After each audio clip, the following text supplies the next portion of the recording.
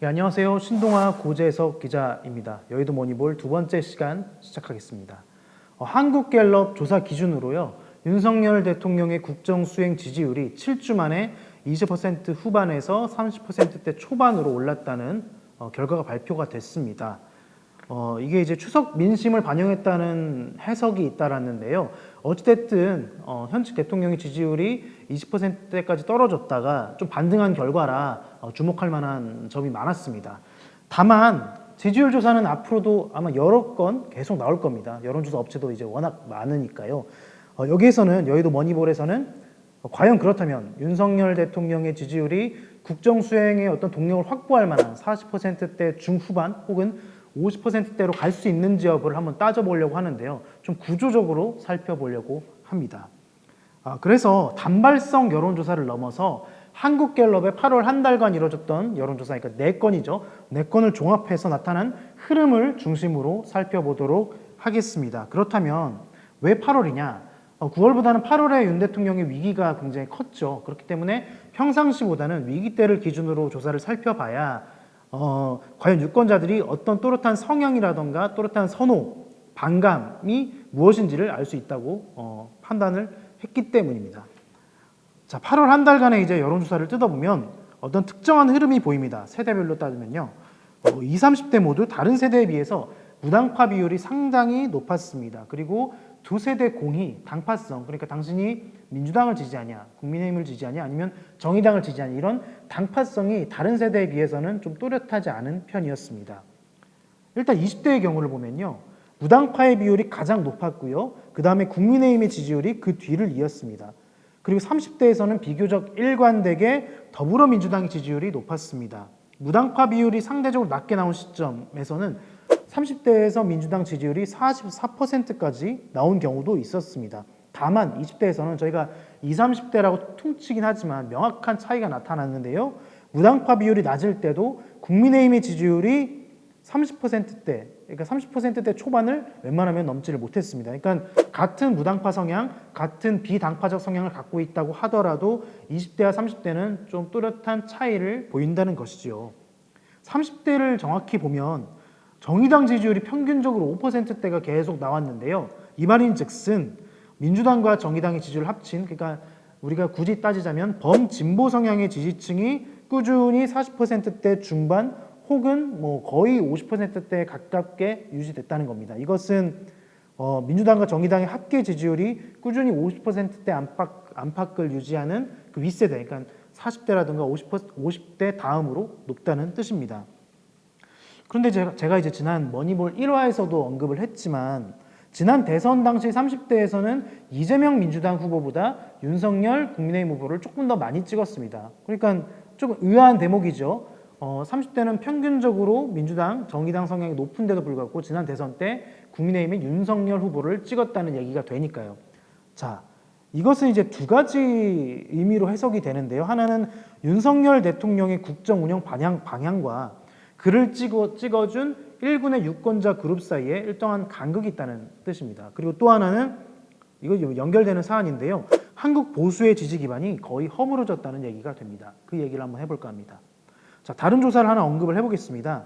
동아시아 연구원에서 20대 대선이 끝난 다음에 그 유권자들을 신층 분석한 조사가 있습니다. 여기에서 유권자들을 상대로 세대별로 대북 정책 및 성장 복지 정책 선호도를 물은 조사가 있습니다. 그러니까 예컨대 대북 화해 정책을 선호하느냐, 대북 강경 정책을 선호하느냐 하나랑 성장을 우선시하느냐, 복지를 우선시하느냐 하나.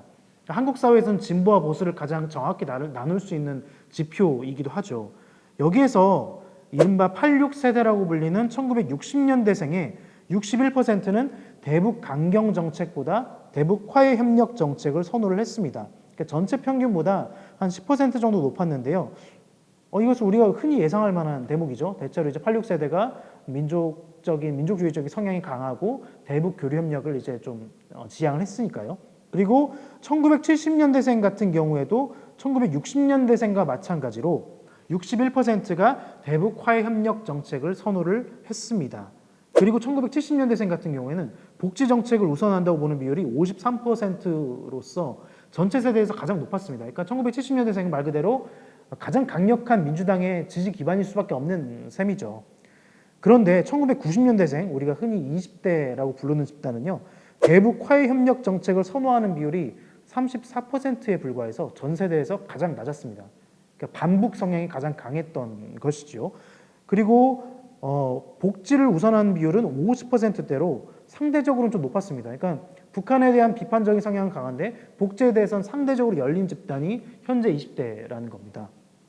1980년대생은 대북 화해 협력 정책을 선호하는 비율이 53%로 아주 낮지도 않지만 1960, 70년대생에 비하면 또렷하게 낮았습니다. 그리고 복지에 대해서는 상대적으로 전 세대에서 가장 전향적인 입장을 보였습니다. 자, 이 말인즉슨 그간 우리가 진보와 보수를 나누는 기준으로 현재 세대들을 다 뭉뚱그려서 설명할 수 없다는 얘기가 되고, 지난 대선 같은 경우에는 상대적으로 복지에는 친화적이나 북한에는 비판적인 세대가 윤석열 당시 국민의힘 대선 후보에게 조금 더 열린 마음으로 투표를 했다는 해석이 가능한 겁니다. 자, 그 다음에 또 하나의 조사를 보겠습니다. 이 조사가 사실은 굉장히 흥미로운데요. 지난 8월 말에 더불어민주당 새로고침위원회라는 조직에서 이기는 민주당 어떻게 가능한가라는 미래 비전 보고서를 발간을 했습니다. 그러니까 지난 대선에서 왜 민주당이 패배했는지를 살피면서 어떤 새로고침위원회라는 조직을 꾸리고 그 결과물로 200페이지 분량의 보고서가 이제 나온 건데요. 이 보고서는 이제 대회비용 문서라 제가 이제 전체를 보진 못했습니다. 다만 이 보고서의 발간에 참여한 이관후 박사라는 분이 피렌체 식탁이라는 한 온라인 사이트에 글을 하나 썼습니다. 그래서 그 글을 기반으로 제가 한번 오늘 설명을 해볼까 하는데요. 여기에서는 3,000명의 패널을 조사를 했습니다. 이를 통해서 6개 그룹, 한국의 유권자가 6개 그룹으로 나뉜다고 분류를 했습니다. 첫 번째로는 평등 평화 그룹. 여기가 가장 많았는데요. 37.7%가 해당했습니다. 그리고 자유능력주의 그룹 21.5%입니다. 친환경 신성장 그룹 18.8%, 반권위 포퓰리즘 그룹 9.3%, 그리고 민생 우선 그룹 6.4%, 개혁 우선 그룹 6.3%, 즉 한국의 유권자 지형을 이 6개의 큰 뭉텅이로 분류를 한 겁니다. 자, 평등 평화 그룹이 어떤 그룹일지는 쉽게 짐작이 가시죠. 제가 앞에 설명했던 것처럼 대북 화해 협력 정책을 선호하고 민족주의 성향이 좀 있으면서 노동 문제에 대해서는 상당히 좀 친화적이겠죠. 다만 이제 이 새로고침위원회에서 활동한 이 이관우 박사라는 분의 설명에 따르면 이들은 환경이나 혁신 문제는 좀 관심이 적었다고 합니다. 그러니까 되게 정치에 관심이 상당히 많은데 우리가 좀 최근에 사회적 진보의 어젠다라고 불릴 만한 기후변화라든가 환경 문제에 대해서는 상대적 관심이 되게 덜했습니다. 그러니까 예상되는 바이지만 민주당의 전통적 지지층을 대표합니다. 자, 이 말을 다른 말로 바꾸면은 민주당의 전통적 지지층이 무려 37.7%나 있다는 겁니다. 자, 이들에 더해서 검찰개혁 이슈에 상대적으로 친화적인 개혁 우선 그룹 6.3%가 있습니다. 이 둘을 합하면 정확히 44%라는 숫자가 나타납니다. 자, 이 숫자가 뭔가 익숙하지 않으세요? 지난 19대 대선 당시 문재인 대통령이 얻은 득표율이 42%였습니다. 그리고 문재인 대통령이 한국갤럽 조사 기준으로 마지막 국정평가 여론조사, 그러니까 퇴임 전 지지율이 45%였습니다. 그러니까 이 그룹과 정확히 맞아 떨어지는 겁니다. 그러니까 기본적으로 민주당은 40% 초중반대의 고정 지지층을 갖고 있고, 민주당의 최근 여론조사를 보면 정당 지지율이 경우에 따라서는 30%대로 나오기도 하지만 선거가 치러지면 민주당을 무조건 찍겠다는 그룹이 최소한 40%는 된다는 겁니다. 그러니까 엄청난 지지 기반을 갖고 있는 것이죠. 자, 반면 보수의 경우 자유능력주의 그룹 정도만 고정 지지층이라고 봐야 됩니다. 이 그룹은 제가 앞에서도 말을 했지만 21.5%에 불과를 했습니다. 여기에다 친환경 신성장이라든가 반권위 그룹, 민생 우선 그룹들은 대체로 무당파이거나 스윙 보터 성향을 띈다고 합니다. 자, 그렇다면은 예컨대 이제 친환경 신성장 그룹의 경우 이관우 박사의 분석에 따르면 경제 성장을 목표로 하되 국가 역할은 인정하고 전통 산업보다는 신산업을 중시하면서 환경 문제에 대해서는 상대적으로 진보적이라는 겁니다. 그러니까 이들은 경우에 따라서는 민주당도 찍고 국민의힘도 찍겠죠. 제 추측으로는 이들이 아마 30대에서 40대에 많이 걸쳐 있을 거라고 예상을 합니다. 자, 지난 대선의 경우에서는 이와 같은 스윙보터 그룹들이 모두 반문재인으로 엮이면서 윤석열 대통령이 이기는 결과로 나타났습니다. 근데 제가 머니볼 1화에서도 설명을 드렸지만 진보적 성향이 있는데 대선 때 윤석열 후보를 택한 이 사람들이 지금은 윤석열 대통령에게 굉장히 비판적인 스탠스로 돌아섰습니다. 왜냐하면 윤석열 대통령이 대선 때보다도 오히려 더 보수적인 성향이 강한 혹은 약간 좀 권위적이라고 보일 만한 행보를 보이기 때문이지요. 그런데 윤석열 대통령은 대선 때까지만 하더라도 국민의힘 소속이긴 했지만 정치 경력, 특히나 선출직 경험이 없기 때문에 좀 기존 정치인들과는 다른 이미지로 비쳤습니다. 그것이 이런 스윙부터 그룹들의 마음을 사로잡았다고 봐야 합리적이겠죠. 자, 이것을 두고 민주당 측 입장에서 해석은 이럴 겁니다. 민주당이 40% 초반의 지지율은 갖고 있지만 그 벽에 갇혀 있으면은 과반 지지율을 얻지 못하기 때문에 계속 질 수밖에 없다. 그리고 국민의힘으로서는 국민의힘 같은 정당이 반민주당 성향을 굉장히 자극을 하면 민주당이 40% 초반을 확보하고도 계속 질 수밖에 없다. 근데 저는 제가 보기에는 이 조사 결과는 국민의힘 초지에서 훨씬 비관적인 조사 결과로 보입니다. 왜냐하면은 이른바 보수로 기울어진 운동장이라는 그간 한국 정치의 오랜 문법이 더 이상 작동하지 않는다는 뜻으로 해석되기 때문이죠. 그러니까 자칫 자유능력주의 그룹에만 매몰되면 이제부터 보수는 20% 초반 잘해야 20%대 중반의 지지율만 획득하는 소수파로 전락을 하게 되는 겁니다.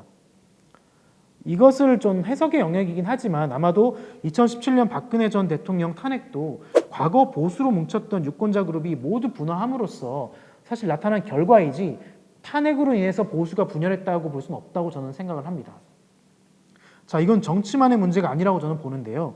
예컨대 지식사회나 출판시장, 문화계에서도 최근에는 보수 담론 인기가 없습니다. 대체로 진보 담론이라거나 혹은 환경이나 혁신성장, 소수자 문제, 빈곤 문제에 관심 있는 책들이 많이 나오고 그런 책들이 대체로 많이 팔립니다. 이것은 담론 시장에서도 절대 윤석열 대통령이라던가 국민의힘 혹은 더 나아가서 보수 진영에 유리한 지형이 아니라는 뜻으로 해석을 할 수밖에 없는 결과입니다.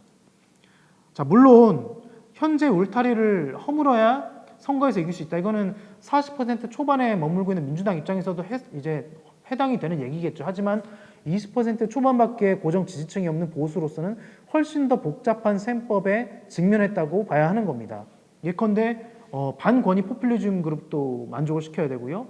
조금 이제 신성장에는 관심이 많으나 환경 문제에 대해서는 상당히 열려있는 그런 그룹도 만족을 시켜야 되는 거고요. 또 한편으로는 굉장히 극우적인 스탠스에 있는 사람들도 만족을 시켜야 되는 이런 모든 셈법들, 이런 모든 방정식을 푸는 사람이 대통령 선거라든가 국회의원 선거에서 이긴다는 결과로 이어지기 때문이죠. 자, 정리하면은 윤석열 대통령이 국정 운영을 위한 최소 어떤 동력을 확보할 수 있는 40%대 중후반의 지지를 획득하는 길은 상당히 어렵다는 겁니다. 민주당에 비해서 훨씬 어렵고요. 자, 그러려면은 국정 운영의 아젠다뿐만 아니라 국정 운영의 태도마저도 달라져야 됩니다. 이들 친환경 신성장 그룹 같은 경우에 20% 가까이 차지한 이 사람들은 대체적으로 수평적이고 개방적인 태도를 중시하고 환경 문제에 있어서도 열려 있으면서 너무 권위적인 모습을 보이면은 상당히 반감을 갖고 있기 때문이지요. 자, 그렇다면 이런 담대한 움직임을 취할 용기가 윤석열 대통령과 국민의힘에는 지금 있을까요? 뭐 있다 없다 뭐 모두가 해석이 가능하겠죠. 앞으로의 국정 운영의 행보를 보면 과연 이 사람들이 어떤 유권자를 지향하고 있는지 나타날 겁니다. 자세한 얘기는 머니볼 3화에서 다시 한번 소개하도록 하겠습니다. 이상입니다.